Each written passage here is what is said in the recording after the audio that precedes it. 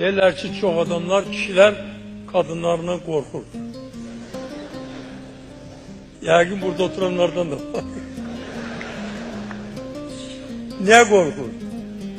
Neden ötürü qorxur? Siz qorxmursunuz?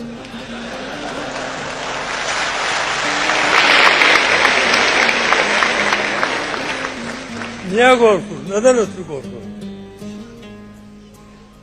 Çünkü kadın hemşe çalışır ki aile sağlam olsun. Ekseriyeti kadınların ailenin ahlakını koruyor. Ekseriyeti. Ama korumayanlar da var. Ahlakını koruyorlar. Kadın ailenin özeyidir. Aileni saklayan bir vasıtadır. Ona göre de kadınlar bütün cemiyette bizim çok ehemmiyetli rol oynuyorlar. Tek elə bir devlet işlerinde yaxud da ki biznesde falan da yok. Evde oturup ailesini saklayır. Öz ailesiyle meşguldür.